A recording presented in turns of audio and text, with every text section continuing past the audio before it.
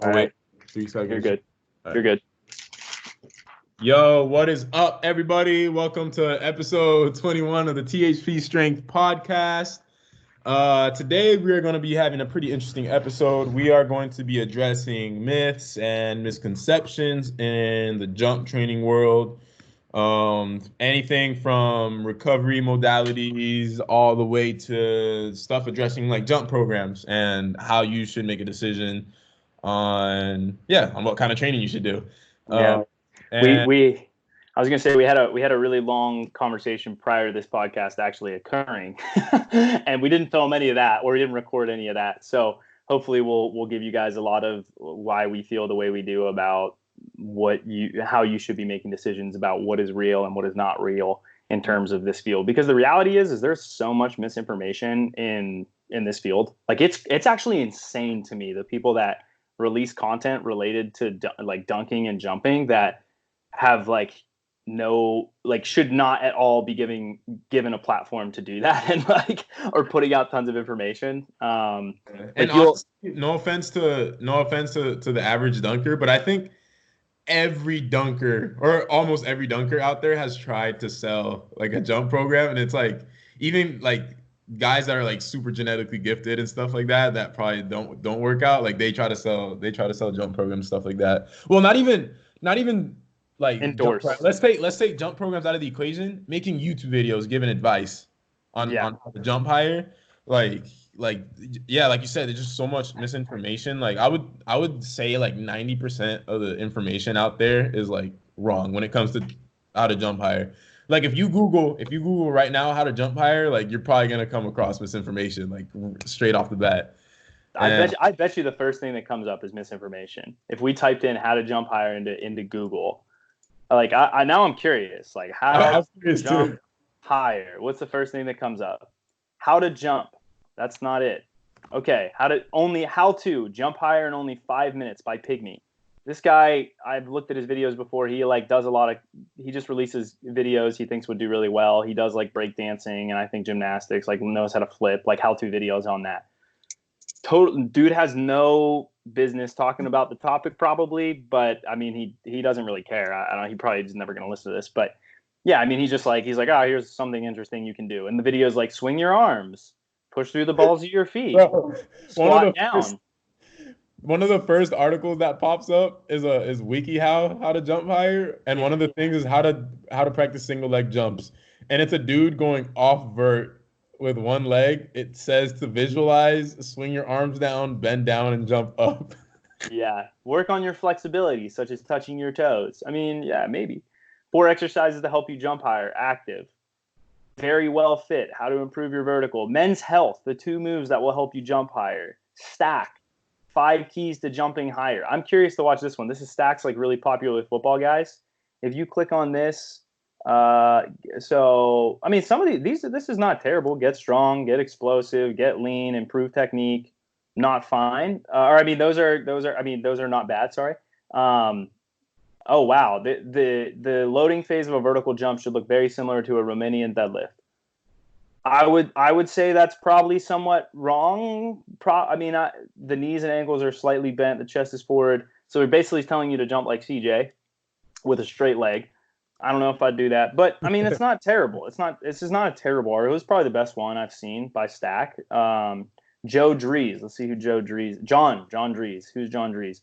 So he's an S&C coach. He's actually a certified strength and conditioning coach and owner of Dries Performance in Minneapolis, Minnesota. That's probably the best I've seen, I would say, in terms of like how to jump higher. Someone that is probably okay to be talking about that. And the article wasn't terrible. So I think there is a lot of misinformation out there. If you look at the first probably 20 out of the first 20, most of them are probably completely myopic, meaning that it's going to just tell you, here's 4 things you can do. But is there only 4 things that you can do to increase? Like if I was to say, do these 4 things and your vertical will increase, do you think your vertical would increase? As an elite guy, I'm saying not like as a rando kid. Nah. It'd be tough. Honestly, you probably get hurt. Like when you say 4 things, I'm thinking get stronger, jump a lot, and then what's another one? They probably say get flexible. You just Yeah. said Work on your technique. I mean, generally, those are all. I mean, based on that article, those things are okay. I think most articles will say do these 4 exercises, do these 3 stretches, do these 5, do these 3 things, 3 tips to jump higher in 5 minutes. Like that's the type of answers that people want.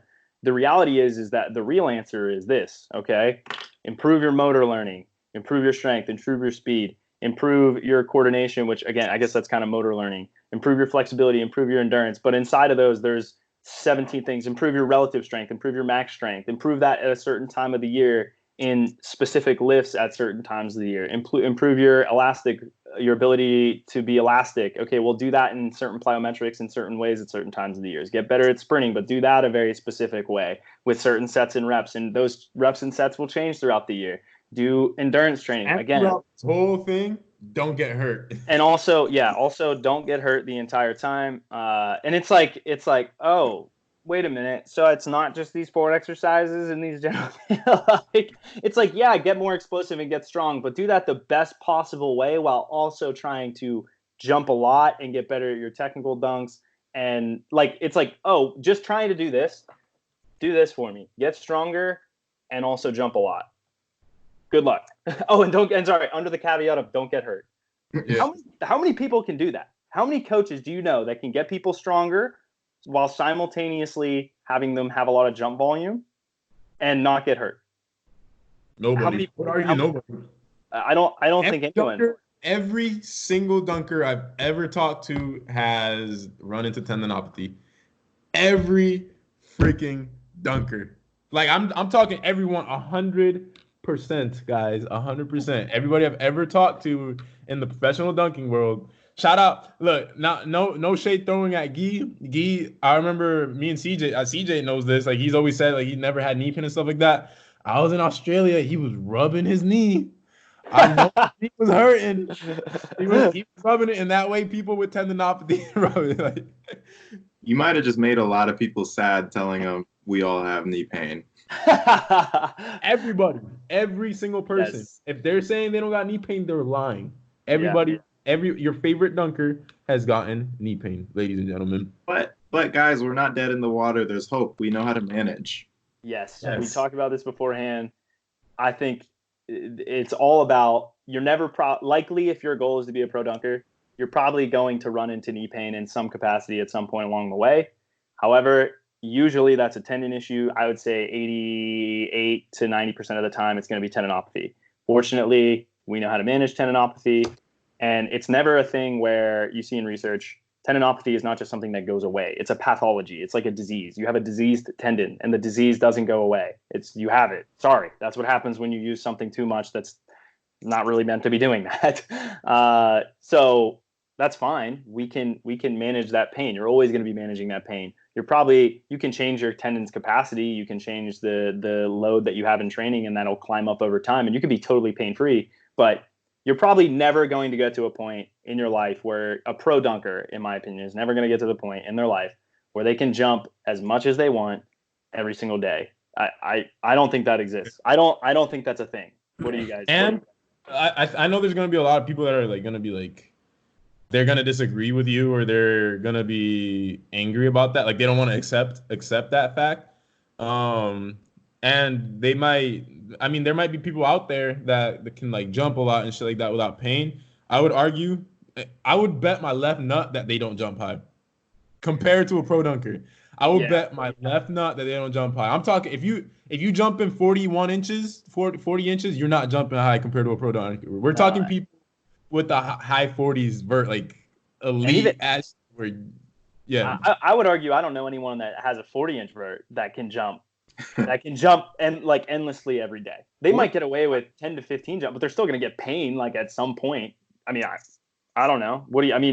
So do you guys think, and this is a good question for you guys. If I said, hey, look, I want to cap your jumps at 38 inches every day. 38 inches is as high as you can go.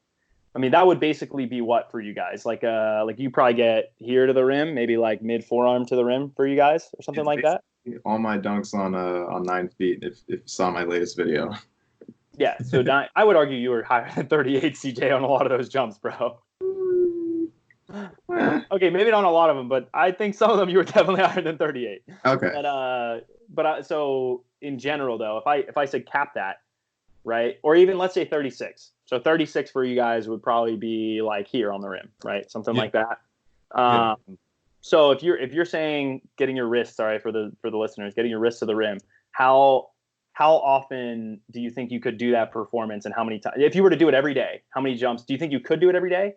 No. And okay, so no. And even jumping 36 inches, if you tried to do, what's the most frequent you could do it and the most amount of jumps you could do? I'm gonna be completely honest. If we capped it at 36, I feel like I could keep that up every day. How many jumps do you think you could take?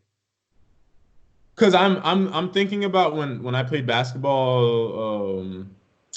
I think right before the quarantine started, I played basketball for like 2.5 hours or something like that. And the whole time it was in-game dunks. I never jumped super hard, but my knees were like perfectly fine afterwards. How many jumps do you think you took though? I probably took 30 to 40 around there. 30 to 40, 36-inch jumps? You dunked 30 to 40 times? I would say, yeah. Wow. I'm gonna drop the video. I'm gonna drop the video. It's a lot. It's a lot. I would say 30. I'd probably say 30, like 30 jumps. You think you could do that every day and not get hurt? I mean, I think eventually I would get hurt, but I think you could do it every other day. I think after the third day in succession, I think you'd get to the fourth day and you'd be like, I can't do this anymore. Like I think you'd get to the fourth day and you'd be like, I thought I could, but like I got to the fourth day or fifth day in a row and you'd be like, I can't do it. Like third day, you'd be like, I don't really feel good, or you probably wouldn't be jumping high in the first place, and you'd be like pushing and moving really poorly probably, and you'd be like trying to push, and then you get to like fourth or fifth day, just knowing you, and I feel like just would not fly. Like you'd try, and it just wouldn't happen. I don't know. CJ, what do you think you could handle? Maybe 2 days in a row max, and third day would be tough. I'm thinking about with my the last 3 weeks with my low rim sessions, I've kind of jumped way too much during that time. Sometimes there would be a 2-hour session, and I already kind of like feel it. So I had to cut last session back a little bit shorter. So if I were to do it every single day, if I did 3 jumps every single day, I feel like I could manage 3 jumps for maybe a week or 2. Sounds like the beginning of our progression, except we did like 6 jumps twice a week. For those of you that don't know, we've come a long way. That used to be irritable. 1 jump was irritable. We started with standing jumps at a 9-foot rim. It was awesome. There's a video of it I have on my phone where CJ's standing underneath the rim, does a 2-handed dunk, and he's like pumped about it. And we're like, woo. So it's funny to look back on that. But I think really the take-home point here, the thing that we're really trying to say is if your goal, like there's probably no one that can handle jumping 42 inches for endless amounts every single day, and it can't happen.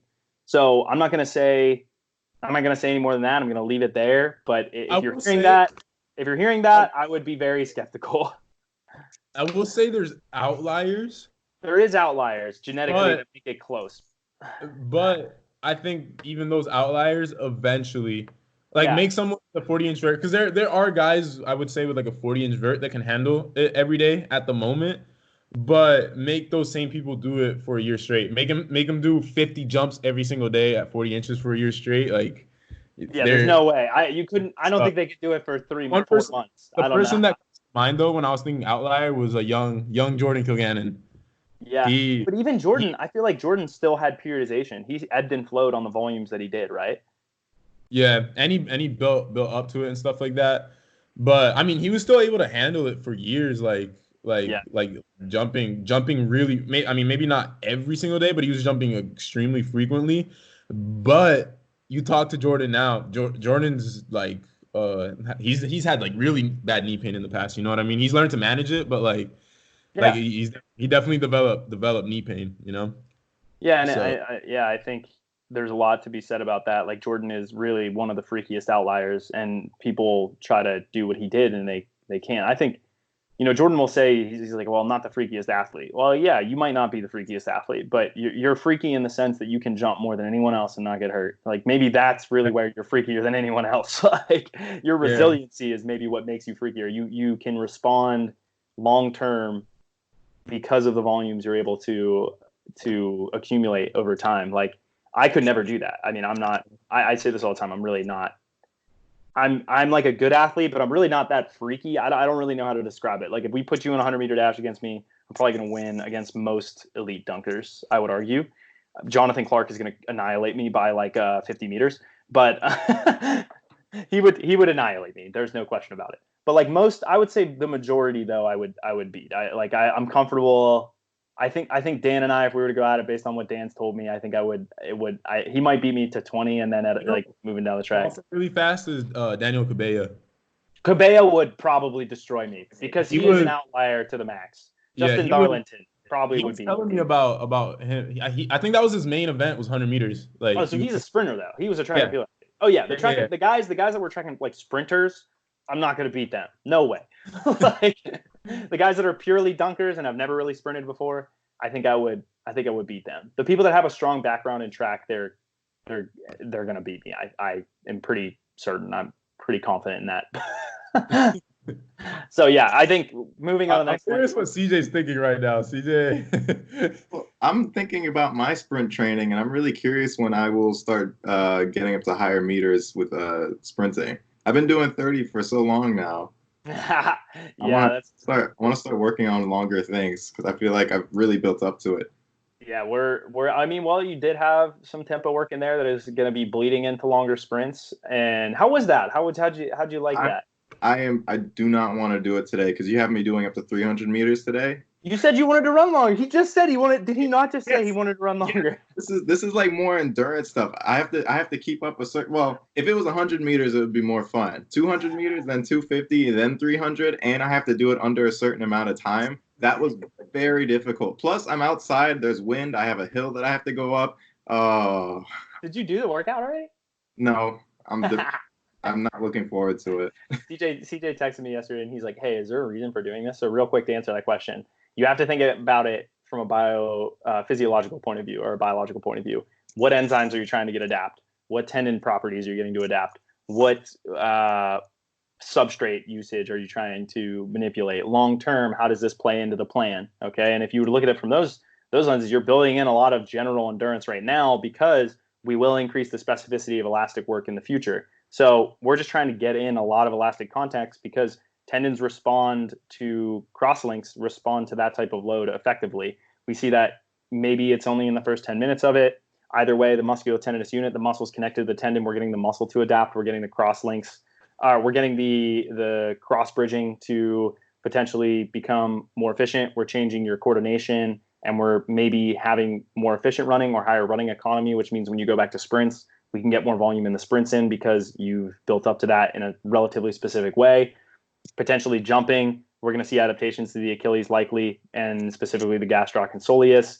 The nervous system in general, we're having your nervous system coordinate movement in a cyclic activity over a long period of time. So you're going to recruit type 2 fibers as you fatigue out. We see that when you fatigue more, you're going to recruit more type 2 fibers. You're going to see higher EMG activity. Your nervous system is going to be ramped up more. So there's specificity in that sense. I could go on and on about this. I'm not going to talk about the role of endurance training in this. Oh, maybe that is a myth. Does endurance training have no importance in your long-term athletic development or in your jump training? I don't think that's true at all. I think it has a very important role at certain times of the year. Early in the year, I want a lot of endurance training because guess what? We're going to be training for 11 to 12 months. So if I start with a ton of long sprints at the beginning of the year, what am I going to do at the end of the year?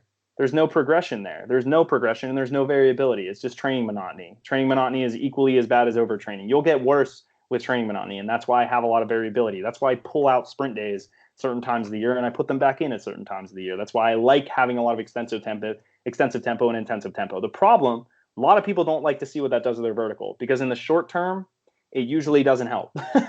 Usually it's going to hurt you a little bit. But when you pull that volume out and you replace it with something more specific, which you can do because you built up to it, then they love it. They're like, oh, this is the best training cycle ever or whatever. I'm like, well, it really wasn't. You couldn't even have done this. You're training to train. That's like a good concept to keep in your head. You're training to train. You're training so that when we get to a different part of the year, I can give you more volume because your physiology is adapted to it. You're prepared for it. So does endurance training have a role? 100%. Does it matter what type of endurance you're doing? Yes. Jump circuit has a very different toll than extensive tempo or intensive tempo, or alactic sprint work, where it's sprint, walk back, long rest. Those all have very different goals that they're trying to achieve. So I think, again, everything has a time and place. Everything is trying to address a different purpose at a different time of year. So that, like, you can't think from myopic point of view of what is the instantaneous purpose this is achieving like what is the purpose of me doing this right now and how will it impact my vertical today or tomorrow? Like you need to think. The question that we all get, what's the number one exercise for vertical? Or Isaiah, give me 3 exercises that I can do to increase my vert. Like, yes, bro. It's because you're only thinking in the short term. You're not able to think in terms of what does this happen? What does my decision today, what role does this play 6 months down the road, 8 months down the road, 12 months down the road, 2 years down the road? What role does this play right now versus, way down the road? If I wanted to get someone really good in a short period of time, I'm just going to have them jump a lot. That's what I'm going to do. I'm going to have them jump a lot. I'm going to have them do highly specific strength work. And the thing is, I still keep that work in the training. There's still a high level of specificity. Here's another thing that I think here's another myth in my opinion is there are certain times a year where you shouldn't be jumping at all. I would argue that if you're trying to get better at jumping, there should be some element of jumping the entire year, because as soon as you back away from that property, from that stimulus, and you come back to it, you're going to get hurt. That's a myth in my opinion. If you're a tendon load guy, and this is maybe a little bit different. Like if you're a healthy athlete and you're on a full training load and we built up to it, you're going to have some element. Actually, maybe a better way to word it is there are certain times a year that you want to be specific, 0% specific. I would argue specificity is a continuum. You never want to get too far away from the end of that continuum if you're an elite guy and you're healthy. Really, you don't want to do that. So I've been thinking about this a lot lately. I think there's a slight difference between training to jump the highest versus training to dunk the best. Yes.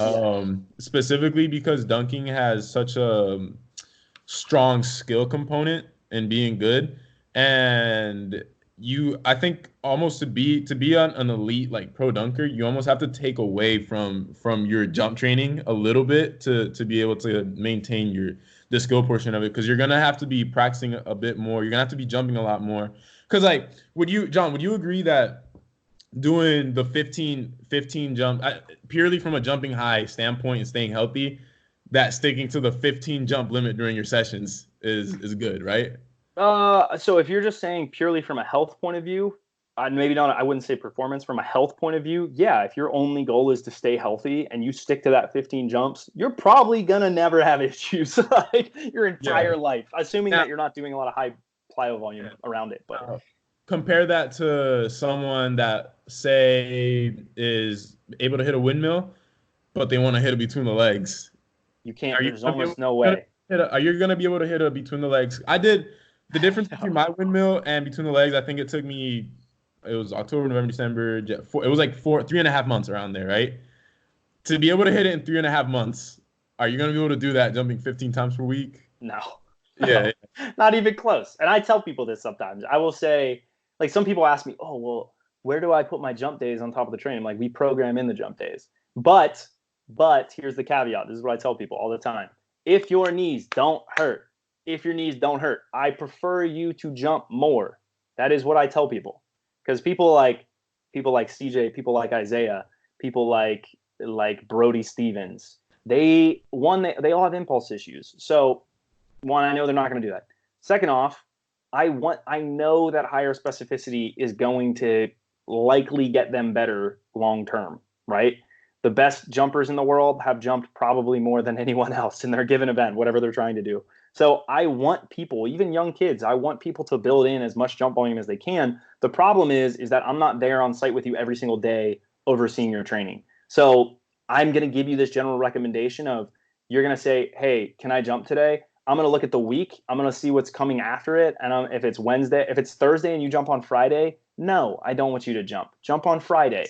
But if it's Monday and you jump on Saturday and you say, can I jump today? Well, you just jumped the previous Saturday, so I'm not going to want you to jump. I'm looking behind me as well and saying, okay, well, training cyclic. So everything is followed by something. You're following, this training is coming after something that happened previously, what happened previously, and how's that going to respond on your body? And in the future, what's coming up? And how can I do this? So yeah, if it's Monday, I'm saying, no, why don't you jump on Tuesday or Wednesday? Because now that's 4 days removed from the previous jump day, or whatever, 3 or 4 days. And the following jump day, it's going to be 3 or 4 days removed.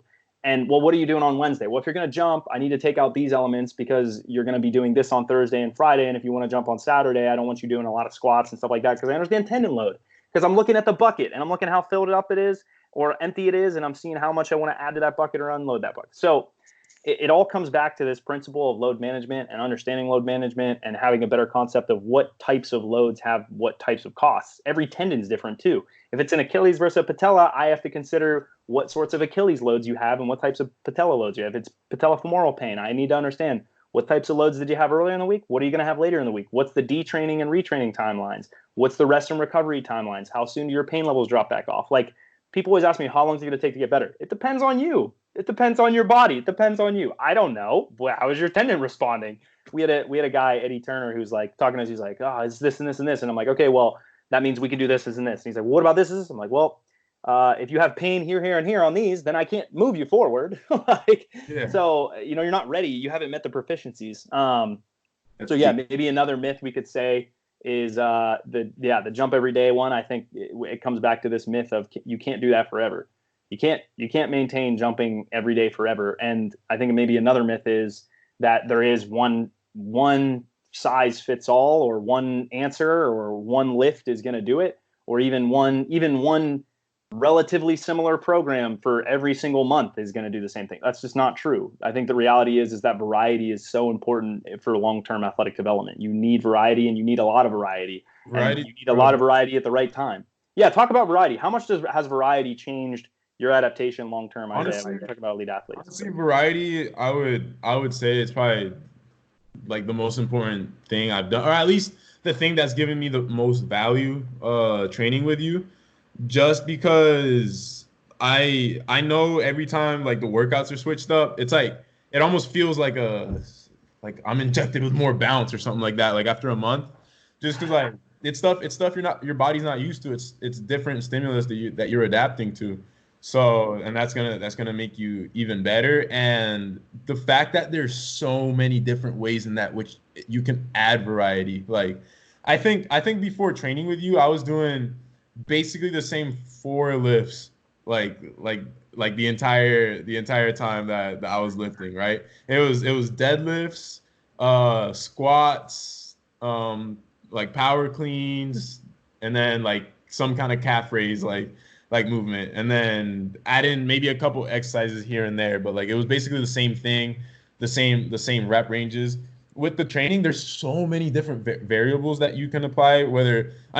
Just initially volume and intensity. You can always manipulate that. Just by manipulating that can cause so many gains. And then he means percentages and reps ranges. For people that don't know, he's saying intensity is percentages, or we could define intensity a lot of ways, but for the sake of this, let's say lifting, it's the percentage you put on your back, or the weight you put on your back. More weight, more intensity, and volume is the number of reps. So you could just manipulate that. And that's already a ton of variety. Yeah. Go ahead. And then there's the way in which you do the exercise. So take, for example, a back squat. You can do a regular back squat. You can do a back squat slow. You can do a back squat with a pause. You can do a 2-step back squat where you're going down, halfway up, down again, up again. And then you can do that with a pause or slow, right? And then there's the type of exercises you can do. There's double leg variations of stuff, single leg variations of stuff. There's the plyos, like say like jump squats and stuff like that, right? So there's so many different ways in that which you can add variety, and then add in plyometrics and sprinting. Sprinting has its own variety of things you can do, right? So like that's honestly one of the things that has brought me the absolute most value for me is just the variety. I mean, I've been training with John now for like 2 years, and I don't think I've seen the same cycle like the No, same you month. won't. I don't think I've seen the same month like twice. Maybe we repeated one that like really worked for me like right before a contest or something like that. And it's when we repeat something, it's usually because I got hurt and I wasn't able to finish that cycle. Or I asked John, I'm like, yo, like I want to do this again. I want to get stronger. This really worked for me. Like let's do Yeah. it again. And I don't think it hurts to do a cycle twice. I'm not saying you should see a different cycle every time, like because Yeah. you can repeat stuff. Because variety also comes in the form of, let's say I do one cycle, like a max strength cycle, then I do a power phase, and then I go back to that original max strength cycle. Guess what? We were just in a power phase, going back to that same max strength cycle. That's still giving me variety because I just did power for a month. So Yeah. I don't know. That's one of my favorite things with training. Like it's just constantly seeing new things. Like the It's like, monotony shit is real, man. I think CJ was going to say something. He was going like this when we were talking about variety and how you adapt and stuff. And I wanted to hear what your thoughts. What has your experience been with variety and the way that I manipulate those variables over time, month to month, week to week? Well, obviously, it's a lot of fun having to get a lot of different types of exercises, and super beneficial, of course. It was a lot of new things come up for me, especially, and it was sometimes there's things that are like, oh man, I don't know how to do this exactly, and I'll go do it, and it actually ends up working. So, for example, you changed some things up, and yesterday was like almost like a completely different workout for me, and I'm currently sore. My My So glutes yeah, are a little sore. So yeah, variety definitely plays a role in that. The variety novel is called novel meaning new. Any new stimulus that you're not used to is going to make you sore. So week one of every cycle, I anticipate that people are going to suck. I know that. I'm totally okay with that because I understand the adaptive process. And like Isaiah said, like, okay, well, there's two questions that would arise. Well, then should you change your workout every day? Look at CrossFit. They're great athletes. Should they change their workout every day? Well, no, we're seeing in CrossFit that actually the best athletes are coming back to strength coaches now, reaching out to strength coaches, and they're saying, hey, write my programming, make it so that it's cyclic and that there's certain emphasis at certain times of the year and it's not a different workout every day. And if Isaiah did a different workout every day, instead of adapting to one thing, he would adapt to nothing because we see this happen in athletes is if you give them too much, if you put on their plate, I always like to give the example for cooking because this is a perfect analogy for coaching. Okay, yeah, if I give you chicken and mashed potatoes and green beans every day, it's gonna get boring. You're gonna throw up. What if I told you had to eat that for the rest of your life? You'd hate yourself. The second example is, well, what if I just put in like every single day is something entirely different. One day it's a vegan meal. The next day it's only protein. The next day it's only fat. The next day it's only this or only this. Or maybe there's like 10 million different things. I put a ton of salt and sugar and I put in things that should not go together. I just throw together and you put eggs with your Jello. That's disgusting. Of course it's not going to taste good. Of course it's not something you want to eat. Like if you put too much variety in and you do that you just randomly hodgepodge it together, you're not going to adapt to anything. You're not going to like anything on your plate. I will say, I get one exception. CJ had a comment. I wanted to hear it. I think it was a big thing to help me with mentality as well. So first week of something, yeah, maybe it didn't go like perfectly. I wasn't good at certain things, but also as you go on, like next week you get better, and the next week you start lifting heavier weights or whatever with whatever exercise, and then you kind of, as you start to adapt with that exercise, it starts to feel good, and then you start to feel more confident, and it just all builds. Yeah. Yeah. I think sometimes I actually will keep, if you're not well adapted to a certain stimulus, I will keep it in there for 2 cycles. Or if it's a really important specific stimulus and I might want it in there for more of the year, I might want it in there for 2, 3, 4, 5 cycles in a row before I totally pull it out because I need you to be highly adaptive in that specific way. Does that mean I add variety? Yeah, maybe it's that your dunk sessions, I change the frequency. So that adds variety in the week, right? Like instead of giving you it 1 time a week, I give you it 2 times a week. Or sometimes I'll complex it. I'll say, hey, look, I want you to go squat and then I want you to jump maximally because I'm trying to add in variety in ways that I didn't. I know that the jumps or the dunk sessions are endless variety. Every jump is slightly different. If you're spinning, if you're going for a lob that's behind you versus in front of you. There's inherent variety built into that session that will likely have better motor learning and motor retention further along in the year. So it's important to understand when certain things need to stay and when certain things need to be removed. It's not what are these 4 exercises? If you're a complete newbie, get the newbie gains, fine, whatever. Jump every day, do whatever you want. Basically, if there's any level of specificity, you're probably going to get better. We see that in research. Bondarchuk's research shows that. The worse you are, the higher transfer there is from specific or from non-specific elements. Brilliant, good. We want you to generally be adapted to a lot of things. So when we give you the specific stuff, again, we're not starting at the end of the road. There's a specific progression. If you start at the end, it's really hard to improve. That's why what Jordan did is really interesting. The jump every day, Dan Gross, jump a lot as you're a kid. Yeah, like it's weird because as a little kid, you want a bunch of variety in your motor learning, but we see the best jumpers have a very high level of specificity when they're kids. So it's like, well, you did start at the end of the road at that point, so then you're going to back off the end of the road and come back to it. Well, yeah, generally that's what we're observing. That's what the case studies are saying. With a lot of those guys, though, they also played a bunch of different sports too. Like, yeah, they were dunking every day because maybe dunking every day was their favorite thing. Or I mean, I'll say me, like it was my favorite thing. Like I want to do that every single day. But a lot of those guys also love like let's say freaking playing tag or going and playing catch with your friends, or football, playing baseball. Like so another day you'll play soccer, but then you'll come home and you're gonna dunk because you love dunking. That's your favorite thing. So even though they were getting a bunch of specific like volume in that thing and jumping, they were also getting that variety through other movements. I think that's a lot of things that elite jumpers have in common is they did a lot of different sports. Because I think that's really important as far as like development for a young guy is exposing your body to all those different movements. Mm-hmm. Yeah, I definitely agree. I also wanted to talk a little bit about rehab, because I will say I think rehab is the one exception to the variety thing, and it's also why I freaking hate rehab. You want to stick to the movements that don't hurt, that can usually be narrowed down to one or two lifts, and you're going to be using that lift to track your progress, right? So that's usually why at least for me personally, I hate rehab because it doesn't have that variety that regular training does, and I think it's just the sacrifice you have to make for health. Take for example, I still think there's progression within that though, right? Like, I mean, you have to agree. Like, you might come back to an element or you might remove it, but yeah, like, I mean, so you could still run into training monotony with rehab. If you do the same exact thing every single day and there's not some inherent built-in variability, like then it's a warm-up at that point. It's like you might have it as a warm-up maybe or something like that, but for it truly to cause adaptation, long-term adaptation, I think there has to be some level of progression in it. You know what I mean? And some of it is a warm-up. Some of it I would define as a warm-up. Okay, that's pain management. That's not going to cause you long-term to not have. That's not going to push the needle forward in some ways. It's going to let you train effectively today and do a bunch of things that are going to push the needle forward.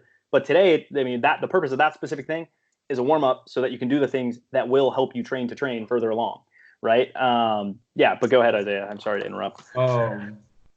Yeah, but that's where it gets tough. But like you said, there is progression built into it. So the specific experience that comes to my mind is when I was dealing with my quad tendinopathy or patellofemoral pain. We're not 100% sure which one it is, but I had that on my right knee. I think it started in December, and from like December to I want to say January, so like it was like a period of 2 months, I was just doing bottoms up squats.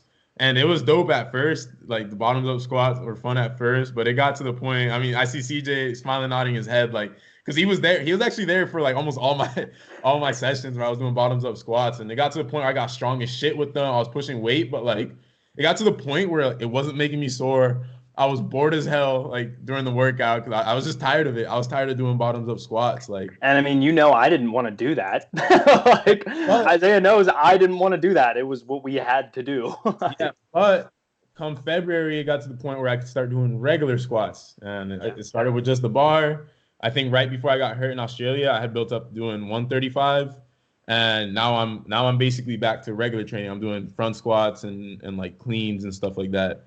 So yeah, the progress was slow, but there was a progression. It's mentally it's a lot tougher to be stuck like with one progression for a while and then moving on. So you gotta be like really patient when it comes to like the rehab side of things. I think CJ was almost on the other side. He was so patient. Like he almost was afraid to progress.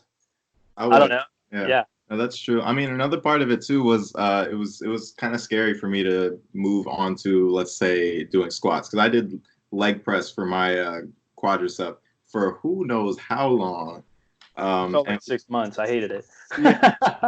Yeah, and it does get increasingly boring. But again, there was a lot of new movements that I was supposed to be jumping into, and I just didn't fully know how to do them properly until the one time you actually came to Florida and started showing me things, and then I was kind of excited to push and move forward.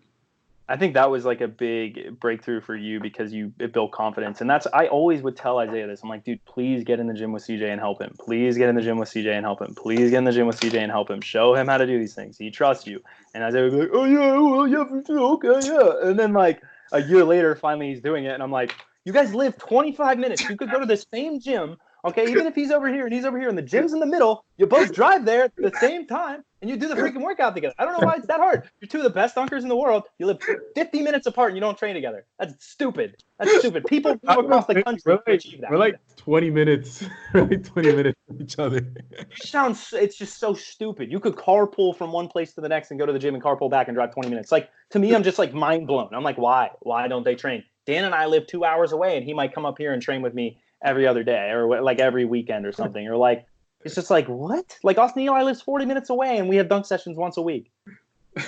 And he doesn't need my help. He has access to a gym and our times are done. We make it work. Like CJ needs your help. He needs me to be there. You can do it. It's not like you don't know how.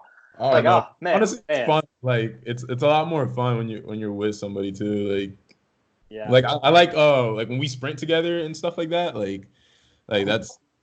I want to do that because I got this app now and it's called Sprint Start, and you click it and then it says set start and you go when it goes bang, and it's amazing. Oh, yo, when me and CJ race, we one of us says go and then we just kind of try to like do it like that. The video where I destroy Austin in the sprint, I definitely say go. No one knows that, but it didn't matter. I was gapping him the whole time. It looked like I beat him by a lot more, which is funny. But no, yeah, I love watching you. I loved coming down to Florida and sprinting with you guys. Those sessions on the track were like my absolute favorite. It was like, hey, we're meeting at the track at this time. We're hopping the fence. The police officers might yell at us. Like there was like this big event going on, graduation at UCF. And the police officers were like standing around waiting, and they like thought we were graffitiing stuff. And I'm like, no, this is a spray camper sunscreen, dude. Like I was scared. I was so paranoid. I was like, dude, I've never been in trouble with the law. I can't get in trouble with the law. I'm so poor. Please, no, dear Lord, no. Like the whole time. And he's just like, oh yeah, we're just gonna check the bathroom, see if you spray painted. I'm like, yeah, okay, well I put on sunscreen, so do whatever you want. He's like, do you see our car? We're like, no, because we weren't doing anything wrong. They were like, did you see us hiding? Dude, they were profiling us, I swear. They saw me with my sunscreen, and they were like, they saw Isaiah with his eyebrow slit, and they're like, that kid's trouble. Talk about the eyebrow slit today. Every THP athlete is going to be required to get one. So back to the myths. So we covered. What we didn't cover actually at all was recovery modalities and the myths associated with that. So I guess we'll start with this. What type of modalities, CJ, you were talking about this before. What modalities did you use and why did you use them, and talk about that? Okay. Well, let's say after dunk sessions or lift sessions, and let's go back, this is 3 years ago, maybe. I got used to taking ice baths and icing. I got used to right after I would go foam roll for like 20 minutes and then stretch for another 20 to 30 minutes. And that was my routine. And I did it because, well, people online did it. Some other athletes done it. And I thought it made me feel better when I did it. It's basically pretty valid. Did it work for the most part? Maybe. I would think it worked. And because I thought it made me feel better, maybe that was why it felt better. So yeah, what would you call that, Isaiah? What do you call that when that happens? I'm going to quiz you. I told you this before. Why does that work? Placebo? Hey, boy. Yeah, no, you're right. That's exactly why. It's if you think something works, we see this in research all the time. Like the placebo effect is super powerful. If you think something works, it's probably going to work for you. There's a higher likelihood of it working for you than not going to work for you. That's why controls in studies are very important. Meaning there's a group that like there's control groups in it. You know, there's people that are given that do nothing, and then there's a placebo group that takes a pill, a sugar pill or whatever, and then we compare that to the group that actually has whatever intervention. And a lot of the times there's no group with these recovery modalities that is the placebo group, right? That thinks that has a modality that we know doesn't work, that they're doing as a placebo, and we're comparing that to the group that's actually receiving the intervention. And generally, what we see with recovery modalities, and this applies to a lot of different stuff, is it works for the people that think it works. So if you do immersion, if you do icing, if you do cryo, if you do rolling, all of those things, generally speaking, they're going to be more effective if you think they work and you believe they work, more so than what is the physiological reason why they're working. I think there's a time and place for those things, and they definitely have some other benefits, but they're like that's like the sprinkles on the cake. Like that's what really bothers me is, like, generally speaking, do I preach to you guys doing any of that stuff, like, really at all? No, really. No. And are you getting better and staying healthy? Yeah. Wow, weird. So I've been at my healthiest in my life when I did zero stretching and foam rolling. yeah, and it's, again, this is not saying that those things aren't valuable. It's not saying that you can't stretch or use use a lacrosse ball or use a floss band or use a massage or use a Theragun or whatever. But that's like of your performance and of your health, like that's like points. Like those modalities that I just listed off, icing, ibuprofen, things like that, like in terms of your performance improvement, I would argue that's responsible for like 0.01% of your performance performance improvement and health. Like, I mean, we could do them not at all, or we could do them and it's probably not going to make any difference, honestly. Like but if I don't do load management, that's like 99.99% of what your health is going to be is dictated by that. And people don't understand that. Like, same thing with the diet thing. It's like, yeah, diet's important, but to me, it's like, how much does your diet really play a role, Isaiah, in your adaptation to jumping high? Shoot. Percent wise, if you would say 1 to 10, how important is it? Oh, my diet? Yeah, 1 to 10 being super important. 100% of your performance is based off your diet. 0 is 0%. Like a no role. It plays no role. I'd say a 2. Pretty low. So what do you think load management percentage wise? CJ, I want you to answer that. Yours is probably what, like an 8 in your diet. You think your diet plays a much bigger role, doesn't it? Well, I mean, probably mainly because I have certain things I have to stay away from eating that will directly impact how I work out. So you have I can have GI distress if I eat something. So then, yeah, I guess it's a little bit more. I have to be more aware. But yeah, and those are like fair considerations. Like there are certain times where like, yeah, it has a much bigger role. But like generally, assuming you had no considerations, you could eat whatever you wanted. You weren't lactose intolerant. You weren't allergic to. You liked red meat. Whatever else. Like, how much of it do you think you still would have jumped high if you had a worse diet? Like you probably still would have adapted and jumped high. Yeah, definitely. Yeah, I mean, it's like generally. What's that say? What did you get? To everybody who may not be an elite athlete, please stay healthy, eat healthy, don't get diabetes.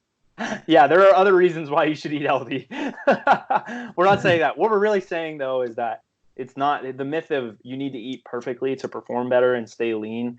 I think that general absolutist statement is just not true. In general, here's another myth that, or maybe something that we can say is something you should be very skeptical of. Anytime you hear an absolutist statement of this always works, this is the one thing that you need in your training to be 100% successful, you should immediately be skeptical of that, because that's just not the way that anything in training works. If you're hearing it saying, this is the thing, this is the one thing. Or even saying something like 100% success rate. Yeah, you got to be very success. I mean, we don't make We don't make those claims because we can't. Like, the only thing that we'll say is we're the best coaches. And it's like, people get pissed off about that, but it's like, all right, well, compete with us. We don't care. I mean, you could disagree with us. Like, it's a subjective statement. Red is better than blue. Yeah. But like, okay, but if you're saying like a modality or something that you have in your training is the reason why it is 100% success, like your success is predicated on that one modality, I would argue that research immediately is going to fly in the face of that. It's just not going to support that. You look at the data that we have in terms of who jumps. We could even point back to our data and we just say we have the highest jumpers. Not only do we have the highest jumpers, we are the most successful at taking the highest jumpers and making them jump higher. Our data supports that notion. Like, we take people with 40-inch verticals and we make them 43. We take people with 43 and we take them to 48. Like, our data supports that. I mean, you give me someone who's done everyone else's program, you give me a bunch of those people, you give me a bunch of people that have done everyone else's program, and then you have me take that athlete and I make them jump higher. What were you going to say? This is really random, but I think during Vertec tests, for the guys that jump really freaking high, they should start the Vertec already above 12 feet. Because I just realized everybody always like starts it at the bottom one.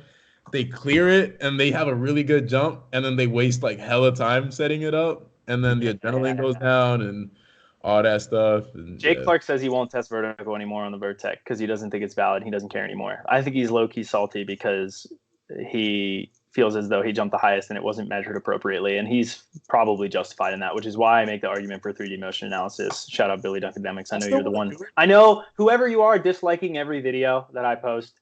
Thank you. We appreciate your contribution. As a hater. I have one hater. He dislikes every video as soon as I post it. Shout out you. He'll have like 10 views and like someone will dislike it. Like, we're like, how did that happen? You just didn't like this video and you're the only one. There's only one of you. Notifications on too. That's the funny part. Like, they have to have notifications. Yeah, they like have to have their notifications set. So like, John Evans posted something, dislike. It's probably Billy. It's probably Billy. Billy's probably the one doing it. No, Billy and I are friends. I don't know who it is. I honestly don't know. I seriously have no clue. I mean, there's people that hate me, like straight up. I can name like 3 people that just flat out hate me, but it's crazy they hate me that much. I think it still helps me. I think it still helps me in terms of the algorithm, right? Doesn't it? I think maybe. Shout out you. Thank you. You're helping me put good content out every day. No, I still would want to test on the verge just because it shows you how high you're touching. Like, I think that's dope. Like I've always, you know what I mean? For rated reliability. Like you testing, it's super helpful. Like, for sure. I can see if I've improved or not. You know? Yeah, it's like you're probably not. You're not changing your arm length. So I mean, at this point, maybe you mismeasured it at some point, but it doesn't matter. Like, that's why I ask Isaiah, like, what did you touch? Like, oftentimes I won't ask him like, what was your reach? What was your vertical? I'll say, what did you touch? Because I know his reach is not going to change. And I use it for the comparison of person to person. That's why I want people to test their verticals regularly, because I want to know if what we did worked or it didn't work, or why it didn't work, or were you having a bad day, or why were you having a bad day? Were you stressed? Whatever else. Bro, we should look into this, but we should make some kind of contraption where you can measure your vert, but you can put it on the rim. Everyone says that. I'm pretty sure it already exists. Really? Yes. 100%. Like something that goes on top of a rim and like. I mean, yeah, I think that's like how a lot of people have done it. Like cheap ones that are like this tall, that's what they do. They just put it on the top of the rim. They just get a ladder, put it on top of the rim, and then that's it. Oh. I mean, here's another option. You take chalk and you put it on your finger, and you take a tape measure and you touch a wall. I don't know what you do. It's just really, you could just measure your standing reach however you want, but you just touch the backboard with chalk. Get some colored chalk. Touch the backboard. I guess the tough part would be accurately like knowing how high it is. Well, with a tape measure. Yeah, it doesn't matter. Find a wall. I don't care. Find something to touch. Yeah. Just use chalk. I mean, you can easily do that. I personally don't like that because as a 1 foot jumper, it really messes with me to like potentially hit my head on the backboard. I think it's a 2 foot jumper. You could come sideways and kind of touch to the side and you'd probably be all right. But I will either hit my head in the net or I don't know. It just like kind of messes with me. And I usually am falling downwards before I actually get to the peak of that jump. So that's kind of weird for me, and that's why I don't love it. 2 foot, I've never had an issue, though, especially standing verticals. I think you easily measure your standing verticals, super easily. Running, if you have a lot of speed, someone like CJ might have a hard time. finding a Vertec is usually helpful for those types of people like Jordan Kilgannon. But if you're not a very good jumper, I don't see any reason why you can't be doing that. That's how I used to do it as a kid. I just measure the difference. How much do Vertex cost? You can get cheap ones. Like they're like an actual Vertec, I think is around $1,000. I want to say the cheap ones are like $250. I think the cheap ones are like $250 or $300. I was gonna say, Isaiah, let's split the cost, but well, let me see like Vertec, how much they cost. I think so. A brand new Vertec, you get a cheap. There's a $150 one from Precision Medicine. It looks like a PVC. You can make them with PVC pipes. The tandem one is $395. An actual Vertec is, let me tell you what that is. They're $800. So actual Vertecs are very expensive. The ones that the one I have is like $300 or $400, and I love it actually. It's like very good for me because I test my vertical pretty frequently, and it pushes intent. You're pushing intent. So back to the myth thing. I don't know if did we bust any myths here with the things we were saying previously. We covered a lot of the modalities and things like that. I know a lot of people will have a lot of very specific things, but generally I would tell you most all of those modalities, like I'll list off a couple that would fall into that category of a very low percentage of efficacy. Icing, rolling, ibuprofen is a short-term fix, but it does work. Tons of stretching. If you don't have a mobility, if you're really flexible, there's no evidence to show that it's performance enhancing. We talked about that before. Or really injury prevention. Even muscle pulls, we don't even see that static flexibility. We see dynamic flexibility has better carryover for that. Let's see what else. Injections, no. There's very low. It's definitely not definitive with injections. I recommend staying away from injections for sure. I said rolling? I said icing. I said stretching. Was there anything I missed? Massage, self-massage. Gels, putting gels on, KT tape, rattle them off. Those all have like very, very, very low. What's that? Knee wraps. Knee wraps can help if you wrap them super tight and squats, but they're not really like they help your performance because the wrapping effect you get the. I used to wear them for knee pain. Yeah, it's for mentally you can push more weight, I think, and we see gear helps powerlifters, so I think gear does help. It has some ergogenic effect, but whether or not it's actually causing more physiological stress, or is it actually more physiological stress, or is the gear just doing the work for you? I don't know. What were you gonna say, CJ? Remember those little like the really thin straps that you could wrap around your knee? When we tried those. Tendonitis bands, they do nothing. If I see those, I'm like, hey man, I have a great program for you. You want to sign up? When did we try them? Wasn't it in New Orleans? I used to do them. Yeah. I used to do them when I was a kid. It didn't work. It did nothing for me. It made it just ripping it off. I don't know why people love those patella straps. Like maybe we should type this like patellar tendinopathy strap BS. I don't even know. But yeah, they do nothing. I'm trying to think. Lasers do nothing around their knee. What's that? I see a lot of basketball players, like high school basketball players, college players. They put an elastic band around their knee. Yeah, it's like tape. They take the tape and they roll it up. So it's pre-tape, I think is what it's called, and it's like the real thin stuff that kind of looks like tissue paper, and then you just roll it up. So they wrap it around a couple times. They just roll it up their calf. It usually pulls out all your hair, and you put it around the tendon. It's basically the same thing as a tendinopathy band, cheap band, poor man's version, but does nothing. Sorry, it's all up here, and even then tendinopathy you can't really work around. You got to do what you got to do right. You got to do load management. So yeah, I think we've busted a lot of those very quickly, which I don't even feel bad about. The other one that we didn't talk about that we maybe could talk about was buying a program based off someone else's performance. You should go, like, we're going to use ourselves as an example because we don't want to call anyone out. We're trying to be very courteous in that sense, but or cordial. Isaiah, we could say that we've probably done that before. Like people buy our programs based off of Isaiah's dunks. Okay, why is that a fallacy? Why is that flawed? Yeah, so if you guys don't know, I've been hurt like the past, I think 7 weeks ago, like officially 7 weeks ago, I hurt my ankle, so I wasn't able to post as many dunks and stuff like that. And the last 2 days was the first session where I've been able to like push really hard, like probably like 95% like on my ankle, like, and it was really good dunks. I posted them. They got a lot of love on Instagram, and we instantly saw a spike in sales after I posted the dunks, which, I mean, it's dope. I'm not complaining that we got a spike in sales, but I don't like the fact that people are buying programs based on my performance. They're seeing me improve, and therefore they should buy the program. I told this to CJ and John before we started the podcast. I should be freaking crippled, and you guys should feel like you guys should have trust enough in our coaching, emphasis on coaching, that you'll buy the program, right? Whether or not you buy the program shouldn't be predicated on my success as an athlete, because just because something works for me personally doesn't mean that you're gonna be responding the same way. You know what I mean? And we see this with a lot of programs. They're based around one athlete's performance, and that one athlete is killing it, and that's when they're marketing their program, and a lot of people eat that up, right? I'd say almost every single program is like that. They're looking for athletes that jump high so that they can use it to market their program. And it shouldn't be like that. You should look at what the program has, how they're different from other people, what they bring to the table as far as training and coaching that help you as an athlete. And I asked CJ this question. We can do it again, but I was like, I asked Isaiah this question. I asked CJ this question. I like to know the answer to this question is why me?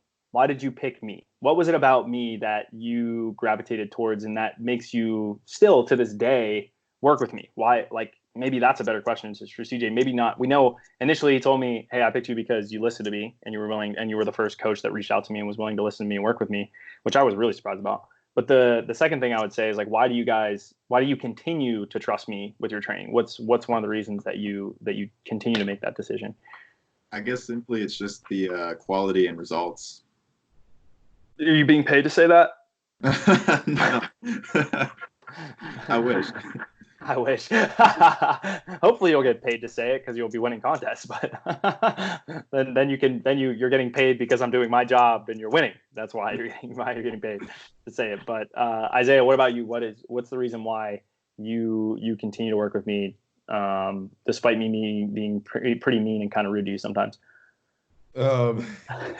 Number one, the stuff works. Just plain and simple, it works. It gets results. I jump higher. I get healthier. Are you being paid to say? Are you being paid to say that? What constitutes as getting paid to say it? Am I paying you money to make that statement? No. I preached John from the very beginning. Like when John, you didn't have any kind of clout. There was nobody. I still don't have clout.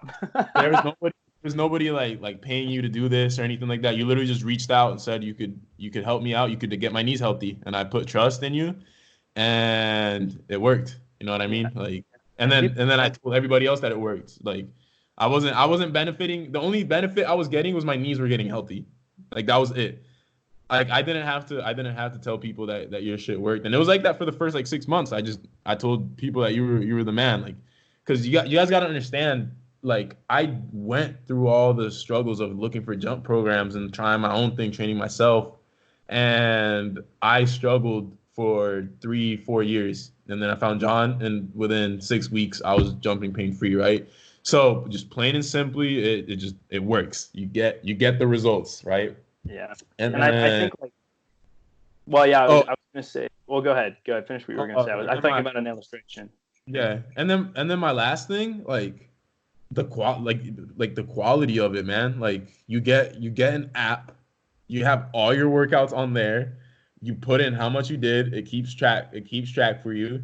And yeah, you can, it's so dope. You get videos to see how every exercise is done and all that stuff. And I literally don't have to put any thought into my training. I just follow the plan. That's all you have to do is follow the plan.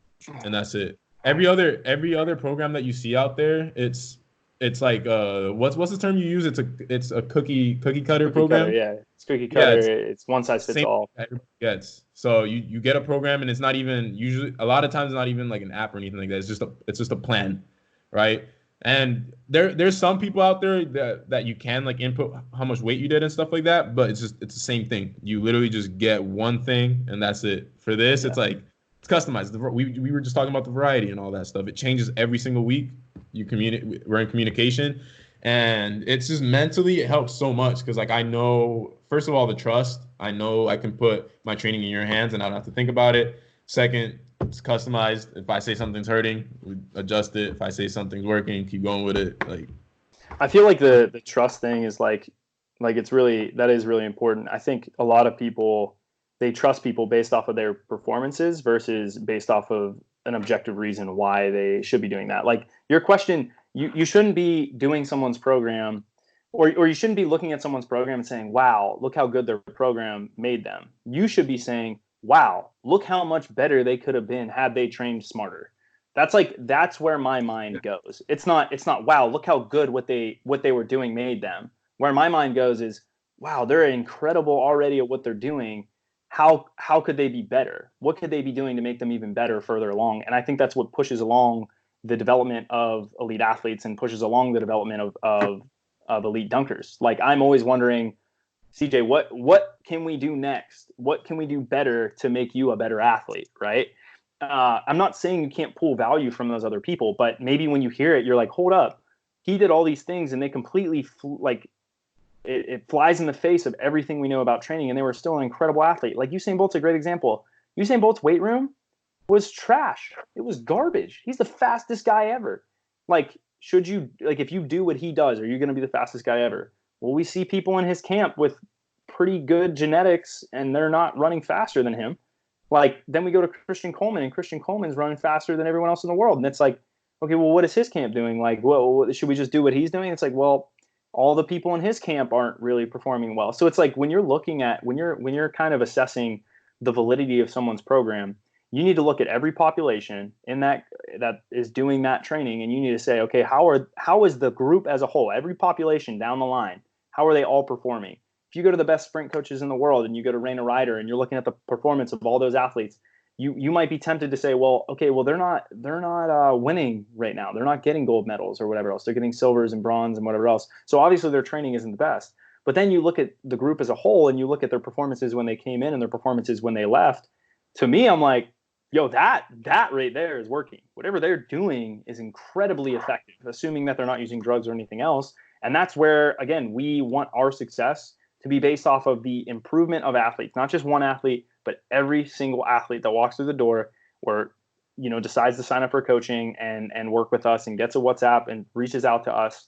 We want to look at their success and say, look, your success is important to us. Every single athlete, the elite athletes all the way down the line, as a whole, is our group getting better? Are we improving every single athlete's performances? That's how you should be estimating the success of a plan, and especially looking at the elite athletes, because looking at the improvement of the elite athletes tells you a lot about what they're doing with the developmental guys, because it's a lot harder to do that.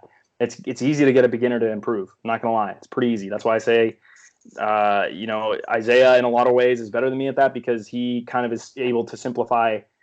He's able to simplify things and get faster improvements faster than I am, because I look at it from the elite athlete point of view and working with that population and how I need to finesse every single variable to do that. And I would argue that I don't even always make the argument of elite. I always say like highly adapted.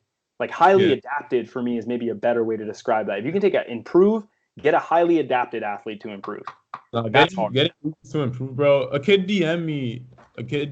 He said he improved 7 inches of vert, and he's just been doing my YouTube shit. He's literally just been copying what I do on YouTube, and his vert increased by 7 inches. He's like 14, and he's in the middle of growing and stuff. Like, I love it. Like you look at CJ is a good example too. It's like, CJ, how much did you improve? Like, were you a well-adapted athlete prior to coming to me? Would you say you'd done a lot of different training and that you were super well-trained and you had all this experience with elite systems? No, absolutely not. Like, what were you doing? You were doing like jumping and lunges and leg press? Yeah, I would play basketball, jump, leg press, and lunge. And that was it. And it's an animal. Yeah. So now it's like, okay, well, and maybe someone could say this, well, CJ, has your vertical climbed up a ton, like since you've been working with me? And you might even say, well, no, but I don't know, has it gone up at all? Like, and you might look at your best performance ever and say, okay, well, maybe that have I reached that point yet? I don't know. I mean, your best jump was at Dunk League, got your head to the rim, right? Wasn't that basically it? Something like that, yeah. I mean, I guess I feel like we were coming back. We were really, really, really close before quarantine. I I was almost at that point, but it's not. I'm not really paying attention much to that. It's how my health has improved so Yeah. much, and the fact that I can do more do more work in 1 week than I ever did in like 2 or 3 weeks back then. Yeah, I think it was like maybe your outcome measure for you is a little bit different. And then some people might look at that and be like, he's jumping just as high as he was jumping, or Isaiah's jumping just as high as he was jumping. I'm like, okay, well, these guys are a year older. They're not they're not this like tissue paper anymore. Like our outcome measure is not always just absolute vertical. It's how are you dunking? Are you winning contests? Are you Are you able to do more contests and win more contests? Like if our only goal. The consistency of performance is huge too. I was going to say the cluster of those performances. You talk about consistency. If you had a graph of time and then performance, and you would see CJ's performance do this, you'd see it go up, and you'd see kind of like outlier here, performance cluster here, and then you're getting as time's going on, you see his performance go down, cluster go down, climb back up, and now his clusters, it's 5% higher consistently, multiple days a week. It's probably way more than 5% higher. Like before training, my sessions, I'd have so many bad sessions. It got really bad to one point where I was just getting depressed. So like in recent time now, it's just like my vert jumping has been consistently at a certain high level. Every Saturday too. I'm not like taking Saturdays off. Every Saturday I jump, and it's been consistently good. So it's awesome.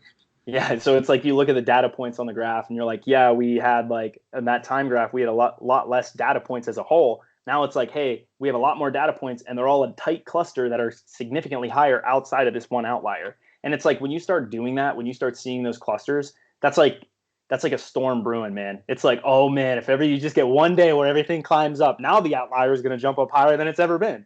You get good health, good adrenaline, a little bit of caffeine in your system. You're competing, you're on good floors, you're confident, all those things line up, you're in that flow state, and exactly. It's like that's when your outlier goes, that's when you have that day where you're like, damn, I just killed Isaiah. Isaiah didn't stand a chance. It was another level. He got trashed. Yeah, Isaiah, just wait. I haven't had one of those hype sessions yet. Just be ready. Well, Ball's life was close, but anyway. He's in the hyperbolic time chamber, bro. He's just biding his time. CJ's literally a ticking time bomb. Like I already, I'm just like for him it's just like that adrenaline moment. Like we were coming into the quarantine. I was so excited because I don't get a lot of feedback from CJ, and when I do, like his mindset is always I'm not that good, so I never really get that excited. So I have to talk to Isaiah to get the objective point of view because he'll tell me what's actually happening. Because like it's really hard to get the truth out of CJ. And so like we were saying, and he's like, yeah, dude, he's like, he sent me this lift yesterday, him deadlift, and he's doing 265 for reps or 285 for reps. I'm like, what? I'm like, he's deadlifting 285 for reps now, or what was it? What did he hit? I don't even know what it was. No, it was 325. Yeah.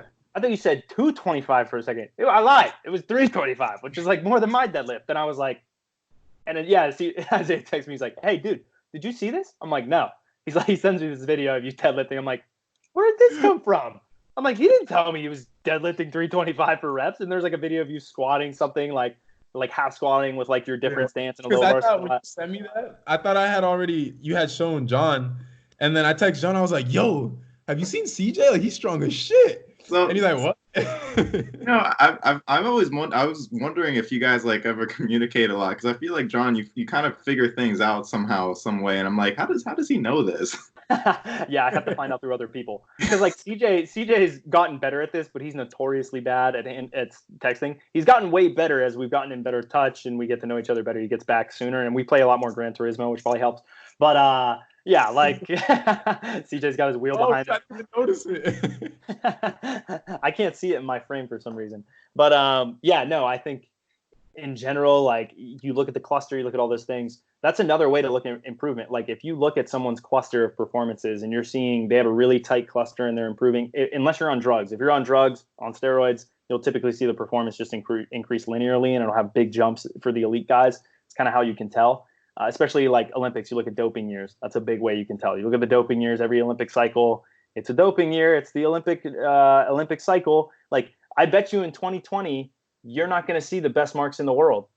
Or sorry, indoor you will. I bet you if we had an outdoor season right now, if there's somehow an outdoor season can occur, you're going to see the performances in the spring or in the summer are not going to be that good. But guess what? In 2021, I bet you that everyone's going to perform better. And some people are like, well, of course they're tapering for that and they're peaking for that. And I'm like, well, no, if they had an Olympic cycle, an Olympic plan, a 4-year Olympic plan, they should have been peaking the 4th year. So it should have been 2020 because the 3 years prior are dictating how they do in 2020, not the individual year, right? I mean, it has some role, it has whatever role in it, but now you're going to go into 2021 and, oh, look at that. They only had 1 year to prepare, or some people might say, well, they had a 5th year and that's why. And it's like, okay, well, no one has ever done that. No one's done a 5-year cycle for the Olympic year. Like, we don't do that, but everyone's going to perform well, and the best in the world, their marks you're going to see them do this. Their cluster was here, their cluster was here, their cluster was here. And then all of a sudden it's going to be an Olympic year and boop, now they perform incredible. Like, and that's how you can kind of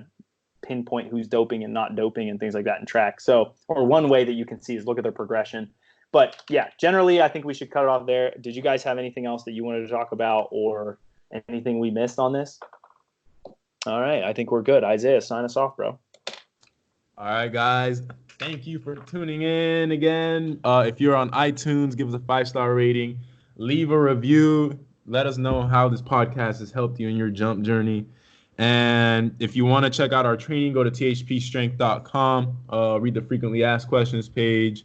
And you can sign up for our training to get coached individually by both me and John. And let us know on the social media platforms, specifically Instagram. Let us know there. If you listen to it, we are usually pretty good about reposting the stories. So hope you guys enjoyed the episode, and we'll catch you guys tomorrow. Thanks for tuning in again. Peace. Peace out.